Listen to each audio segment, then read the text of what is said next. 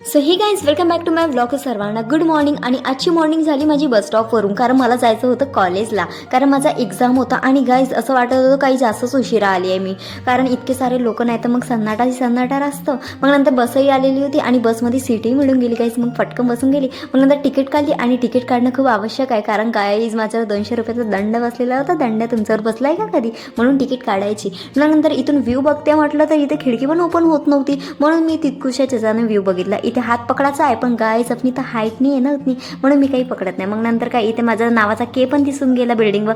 Guys सेंटरवर पोचली आणि माहीत पडलं की मी 15 मिनिट अगोदरच आलेली आहे आणि वेळ व्हायचाच होता. इथे बसल्यावर मग नंतर तिथे स्टुडंट्स येणं पण चालू झालेले होते आणि स्टुडंट्समध्ये या काकू पण मस्त एक्झाम द्यायला आलेले होते. आणि झोप इतकी येत होती की आता तुम्हाला काय सांगू, मलाच नाही या काकूंना पण झोप येत होती. आता तुम्ही बघू शकता माझा पेपरही खतम झालेला होता आणि इथे माहीत पडलं की इथे गर्ल्सची संख्या इतकी कमी होती की बॉईजच जास्त आलेले होते पेपरसाठी. मग नंतर इथे मोमोजचे शॉप दिसली, मेन्यू खोलला आणि मेन्यूमध्ये इतकं काही होतं. आता काय ऑर्डर करू आणि काय नाही, बघता मला हे भाऊच्या चुलीवरचा दालचा दिसला. गाईज कोणी इथचा दालचा खाल्लेला आहे का, मला कॉमेंटमध्ये नक्की सांगा. दादाचं इतकं एक्सपर्ट काम बघून तर मला असं वाटत होतं घरी जाऊन मी पण याची प्रॅक्टिस करून घ्या, हो की नाही. आणि इथे बसल्या तर माझ्या पोटामध्ये तर इतके चुवे दौडत होते तुम्हाला काय सांगू. आणि इथे माझं ऑर्डर पण आलेलं होतं आणि ऑर्डरमध्ये मी स्टीम मोमोज ऑर्डर केलेले होते गाईज. आणि स्टीम मोमोज माझे फेवरेट आहे आणि तुमचे फेवरेट आहे का. आणि जाता मला हे मंदिर दिसलं. आता गेस करा हे मंदिर कोणतं आहे आणि मला कॉमेंटमध्ये नक्की सांगा. आणि बघता इथे बसही आलेली होती, बसही मिळाली.